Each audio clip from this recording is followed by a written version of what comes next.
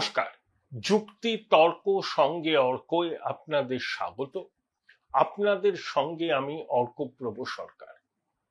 তিনি 1256 জনকে খুন করেছিলেন, 17 জনকে অপহরণ করেছিলেন, বেশ কয়েকটি ধর্ষণের সঙ্গে তার নাম যুক্ত ছিল, বহু বাড়িঘর লুটপাট করেছিলেন এবং আরো অসংখ্য গুরুতর অভিযোগ ছিল তার নামে।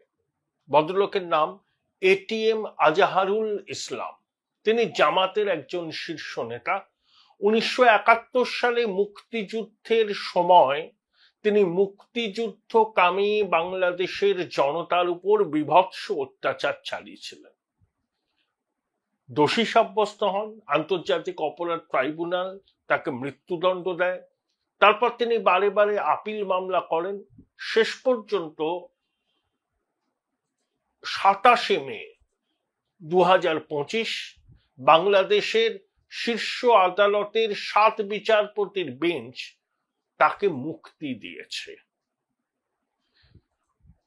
বাংলাদেশের মুক্তিযুদ্ধের ইতিহাসে বা বাংলাদেশের সাম্প্রতিকতম ইতিহাসে এটা একটা কালো দিন হিসাবে বিবেচিত।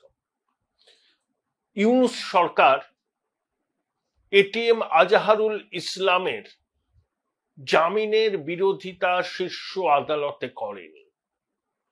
কয়েকদিন ধরেই জামাতের নেতারা রীতিমতো তৎপর ছিলেন। জামাতের আমির ডক্টর শফিকুর রহমান ইউনূসের সঙ্গে বৈঠক করেছিলেন, সেনাপ্রধানের সঙ্গেও বৈঠক করেন। তারপর আমরা 27 মে দেখলাম এটিএম আজাহারুল ইসলামকে মুক্তি দিল বাংলাদেশের সুপ্রিম কোর্ট। আমরা প্রথম থেকেই বলে আসছি, ইউনূসের অন্তর্বর্তী সরকার মুক্তিযুদ্ধ বিরোধী সরকার।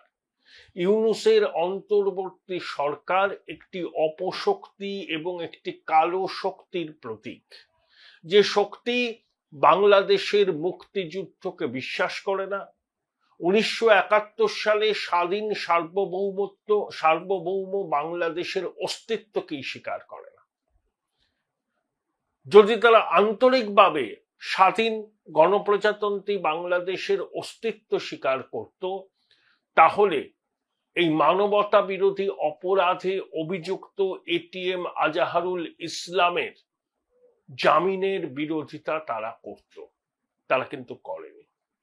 একটা সরকারের দৃষ্টিভঙ্গি এইগুলো থেকেই পরিষ্কার হয়ে যায়। দেখুন, মোহাম্মদ ইউনূসের অন্তর্বর্তী সরকারের উপদেষ্টা থেকে শুরু করে অবসরপ্রাপ্ত সেনাকর্তারা, বিএনপির কিছু নেতা, বৈষম্য বিরোধী ছাত্র, মানে ওরা জঙ্গি, বারে বারে বলে না আমরা চিকেন নেক আক্রমণ করে আমাদের 7 সিস্টারকে বিচ্ছিন্ন করতে পারি ভারতের মূল ভূখণ্ড থেকে। বারে বারে বলে। এক অবসরপ্রাপ্ত সেনাকর্তা যখন ভারত পাকিস্তানের সংঘাত তুঙ্গে, তখন বলেছিলেন যে এই সুযোগে আমরা 7 সিস্টার দখল করে নিই। কেউ কেউ তো 2 ঘন্টার মধ্যে কলকাতা দখল করারও ডাক দিয়েছিলেন। সেই সব সেনাকর্তারা অন্যের সাহায্য ছাড়া দুপা হাঁটতে পারেন না। তাদের মুখে কি বুলি। ইউনূসের অন্তর্বর্তী সরকারে বা ইউনূসের প্রধান সহকারী, এখন যারা উপদেষ্টা হয়েছে জঙ্গি, ওইটা মাহফুজ কি বলেছিল, পশ্চিমবঙ্গের কিছু অংশ, আসাম, মেঘালয়, উত্তর পূর্ব নিয়ে নতুন বাংলাদেশের মানচিত্র, নতুন বন্দোবস্ত, নতুন মানচিত্র, তা না হলে নাকি বাংলাদেশের অস্তিত্বের বিকাশ কখনো হবে না। এই ধরনের কথা বলার পর ইউনূস তাকে তো মৃদু ভৎসনাও করেনি, বরং সসম্মানে তাকে উপদেষ্টা পরিষদে বহাল রেখেছে। আজকে বৃত্তটা সম্পূর্ণ হলো যে মুক্তিযুদ্ধ বিরোধী, স্বাধীন বাংলাদেশের অস্তিত্ব বিরোধী একটা দখলদার সরকার যে ঢাকায় আছে, যে কথা আমরা বারবার করে বলছি, বাংলাদেশের মুক্তিযুদ্ধ প্রেমী মানুষ বলছে, তাদের কাছে বিষয়টা বোধহয় সম্পূর্ণরূপে স্পষ্ট হয়ে গেল। এখন মুক্তিযুদ্ধের চেতনাকে ধরে রাখতে হবে। এই ধরনের ছেলেবুলোনো কথা মাঝে মধ্যে ইউনূস বলেন, সেগুলো আসলে লোকের চোখে ধুলো দেওয়ারই কৌশল। আমি 7 সিস্টার চিকেন নেকের কথাটা উল্লেখ করলাম কেন? সম্প্রতি লালমনিরহাটে তৎপরতা শুরু হয়েছে। সেই দ্বিতীয় বিশ্বযুদ্ধের সময় একটা পরিত্যক্ত এয়ার স্ট্রিপ ছিল, 4 কিলোমিটার লম্বা, সেখানে যুদ্ধ বিমান ওঠানামা করত। সেখানে একটা অ্যাভিয়েশন ইউনিভার্সিটি করার পরিকল্পনা করেছে ইউনূসের সরকার, এবং সেই পরিত্যক্ত এয়ার স্ট্রিপটাকে মেরামত করে খোলনলচে বদলে সেখানে যুদ্ধ বিমান মোতায়েন করতে চায়। সম্ভবত পাকিস্তান থেকে সেই যুদ্ধ বিমান আনবে। তা লালমনিরহাটের থেকে খুব অল্প দূরেই হচ্ছে আমাদের শিলিগুড়ি করিডর বা চিকেন নেক। তা ইউনূসের অন্তর্বর্তী সরকার যখন চিকেন নেককে লক্ষ্য করেছে, তা আমরা ওকে হাত গুটিয়ে বসে থাকবো? আসামের মুখ্যমন্ত্রী হিমন্ত বিশ্ব শর্মা বলেছে, ইউনূসের যে চিকেন নেক আক্রমণের কথা বলছেন, 7 সিস্টার বিচ্ছিন্ন করার কথা বলছেন মেনল্যান্ড ভারত থেকে, বাংলাদেশেরও এরকম 2টো চিকেন নেক আছে। একটা চট্টগ্রামে ফেনী নদীর উপর, যেটাকে আমাদের 8 ঘন্টা লাগবে বাণিজ্য নগরী চট্টগ্রামকে ঢাকা থেকে বিচ্ছিন্ন করতে। আর একটা আছে দক্ষিণ দিনাজপুর থেকে গারো হিলসের পর্যন্ত একটা 80 কিলোমিটার স্ট্রিট। সেটা দখল করে বাংলাদেশকে কয়েক ভাগে ভাগ করতে ভারতীয় সেনার 25 মিনিটও লাগবে না। তাহলে শুধু ইউনূস আর তার জঙ্গি সহযোগীরা শুনে রাখুন, সম্প্রতি জাপানকে অতিক্রম করে আমরা বিশ্বের 4র্থ বৃহত্তম অর্থনীতি। আমাদের সামরিক শক্তি কতটা সেটা পাকিস্তান হারে হারে বুঝেছে।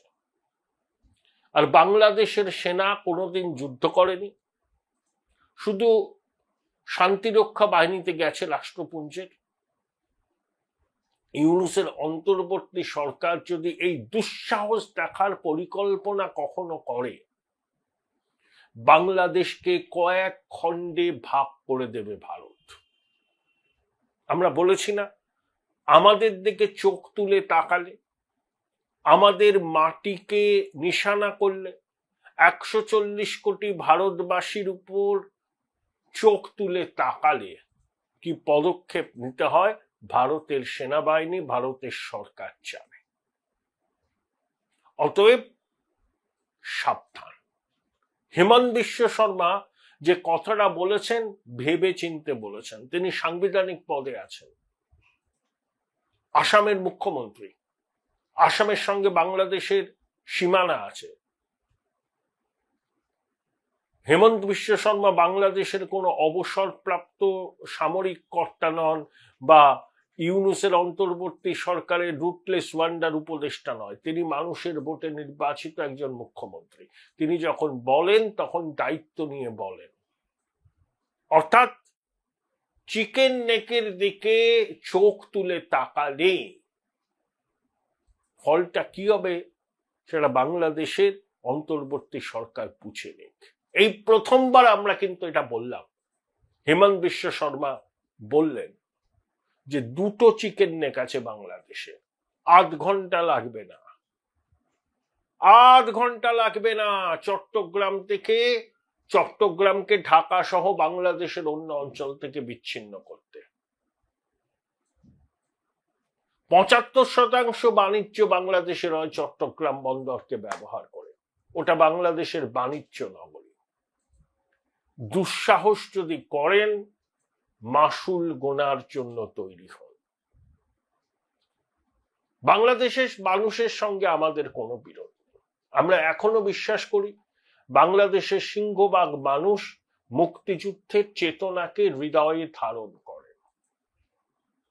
এই যে ভারতীয় আধিপত্যবাদ, ভারতের বিরুদ্ধে বিদ্বেষ, ঘৃণা ইউনূস লাগাতার ছড়িয়ে যাচ্ছেন।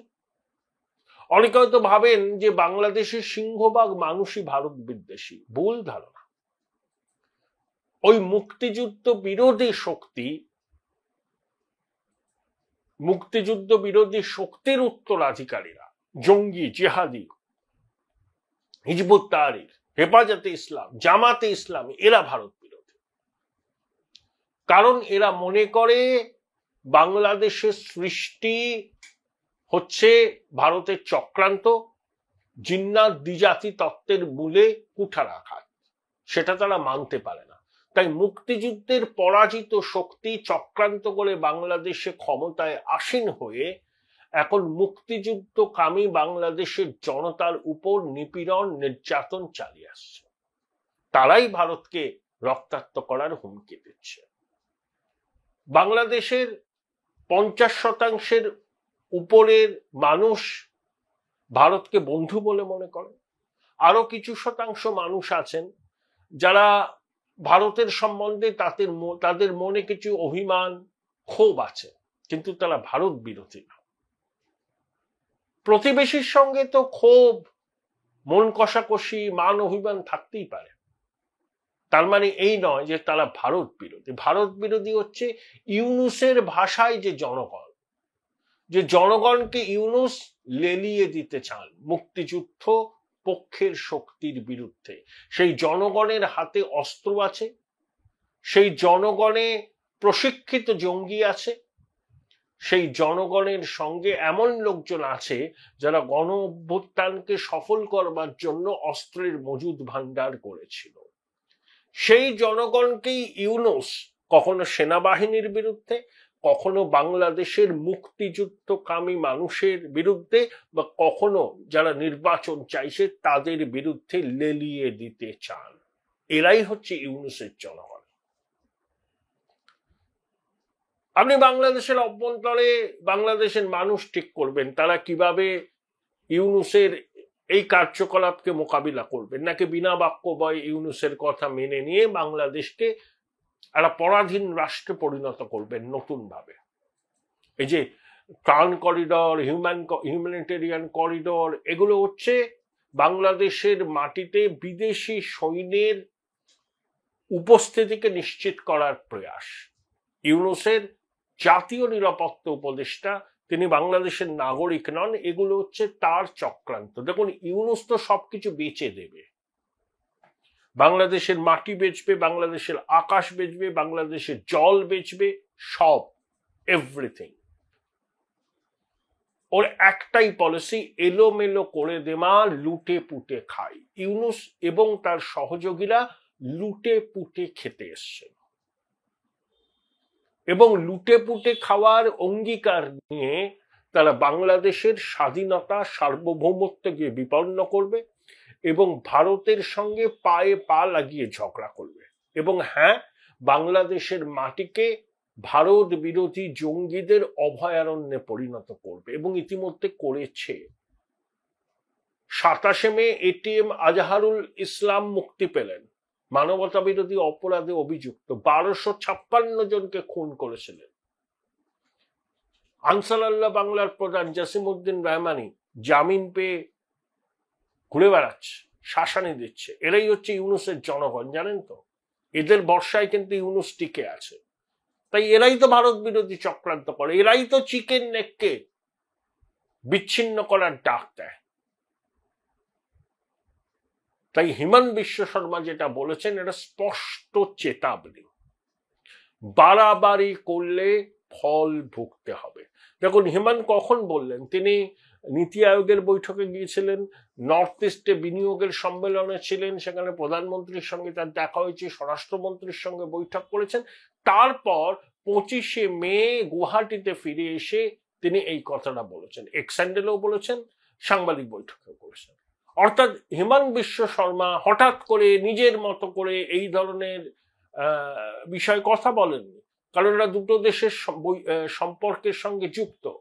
হিমন্ত বিশ্ব শর্মা দায়িত্ব নিয়ে বলেছেন এবং কেন্দ্রীয় সরকারের শীর্ষ ব্যক্তিত্বের সঙ্গে আলোচনার পর তিনি প্রকাশ্যে এই কথাটা বলেছেন। একটাই উদ্দেশ্য, বাংলাদেশকে জানিয়ে দেওয়া, চিকেন নেক নিয়ে বাড়াবাড়ি করলে ভারতও কিন্তু বাংলাদেশের এরকম দুটো চিকেন নেক আছে, 8 ঘন্টা লাগবে বাংলাদেশকে 3-4 টুকরোয় ভাগ করে দিতে। শুধু ইউনূস তার জঙ্গি সহযোগীরা দুকান খুলে শুনে নেন। বাড়াবাড়ি করলে কিভাবে জবাব দিতে হয় সেটা ভারতবর্ষ জানে। বিক্রির দেশ, আস্পর্ধা কি? বাংলাদেশের বণিক সভা বলছে যে দুর্ভিক্ষ হতে পারে, সামনে পবিত্র ঈদ আসছে, সেখানে তারা কি করে কর্মচারীদের বেতন দেবেন, বোনাস দেবেন ভেবে কুলকিনারা করতে পারছে না। তার কারণ হচ্ছে ইউনূসের সবকিছু বেচে দেওয়ার নীতি। ও কায়েমি স্বার্থকে সুরক্ষিত করার জন্য ক্ষমতায় এসেছে।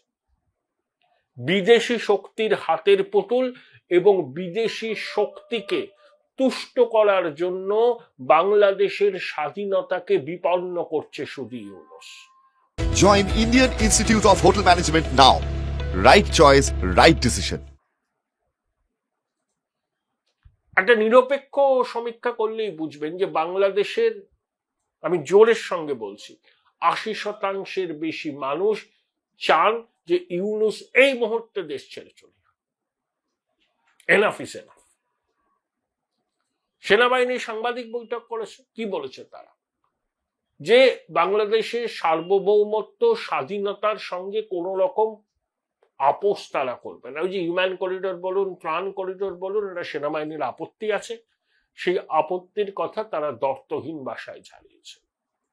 দেখুন, মাঝে মধ্যে আমার মনে হয় সেনা প্রধান একটু দোদুল্যমানতায় ভোগেন। তিনি যেসব হুঙ্কার ছাড়েন, কখনো কখনো আমার মনে হয় সেগুলো সবই শূন্য কুম্ভের ঝংকার। এমটি ভেসেল সাউন্ডস মাচ বলে একটা কথা আছে না? সেনাবাহিনী এই সরকারকে ক্ষমতায় বসিয়েছে। সেনাবাহিনীর দায়িত্ব আছে এই সরকার ঠিকভাবে চলছে কিনা। অন্তর্বর্তী সরকার, অসাংবিধানিক সরকার, কোনো লেজিটিমেসি নেই। সেনাবাহিনী যখন দেখছে ইউনূস বেচে দিতে চাইছে দেশটাকে, তখন সেনাবাহিনী কথার ফুলঝুরি কেন ছোটাচ্ছে?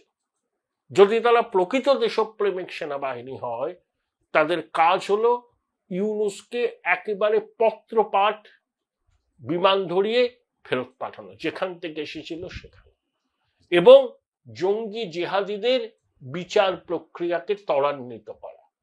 যে সমস্ত জঙ্গি জেহাদিদের ইউনূস ছেড়ে দিয়েছে, যারা ঘুরে বেড়াচ্ছে, তাদেরকে পুনরায় গ্রেপ্তার করে বিচারের আওতায় আনা।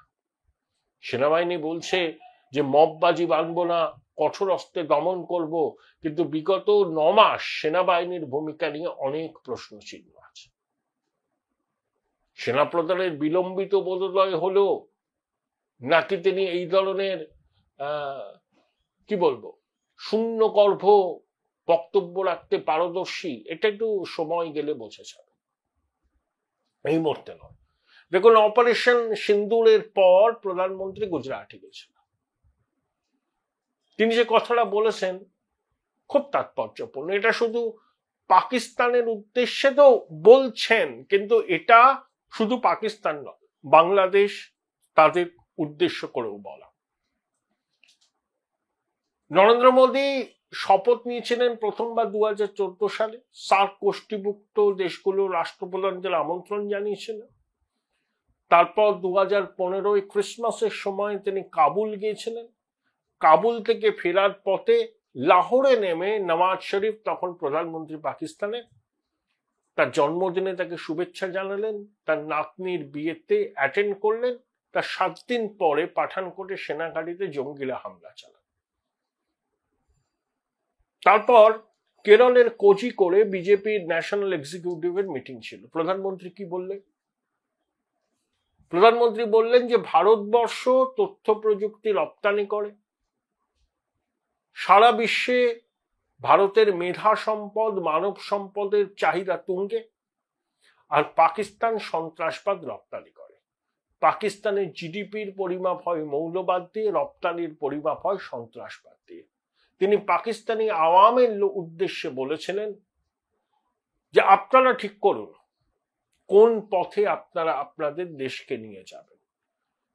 আপনাদের তরুণদের যে অ্যাসপিরেশন আছে সেটা পূর্ণ করতে হলে সন্ত্রাসবাদের বিরুদ্ধে আপনাদের লড়তে হবে। সেই বার্তাটা আবার দিয়েছেন প্রধানমন্ত্রী অপারেশন সিন্দুরের পর নিজের রাজ্য গুজরাটে দাঁড়িয়ে, যে পাকিস্তানি আওয়ামকে ঠিক করতে হবে। তারা কি চায়? উন্নতির সড়কে, প্রগতির সড়কে হাঁটতে, নাকি সন্ত্রাসবাদীদের যেভাবে সেনা এবং পাকিস্তানের দুর্বল সরকার মদত দিচ্ছে সেটাকে চুপচাপ মেনে নিতে? চয়েসটা পাকিস্তানের জনগণের। শুধু পাকিস্তান নয়, প্রধানমন্ত্রীর বার্তা ইউনূসের অন্তর্বর্তী সরকারকে লক্ষ্য করে। নাম করেননি তিনি, বাংলাদেশের নাম করেন, কারণ অপারেশন সিন্দুরের পরেই তো গেছেন প্রধানমন্ত্রী, তাই পাকিস্তানের নামটা করেছেন, কিন্তু ইঙ্গিত বাংলাদেশের দিকেও।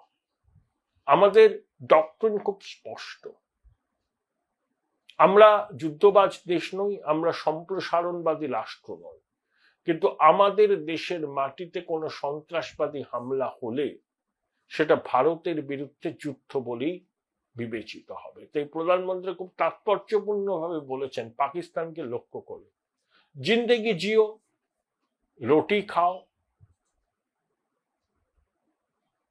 वरना मेरी गली है।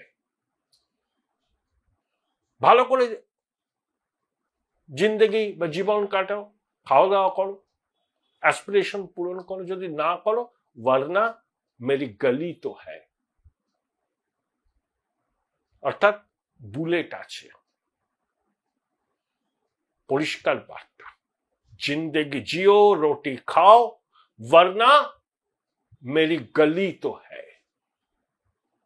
বার্তাটা খুব লাউড অ্যান্ড ক্লিয়ার। আসিম মুনির, শাহবাজ শরীফ এবং একই সঙ্গে মোহাম্মদ ইউনুস এবং তার জঙ্গি সহযোগীদের উদ্দেশ্যেও কিন্তু এই বার্তা।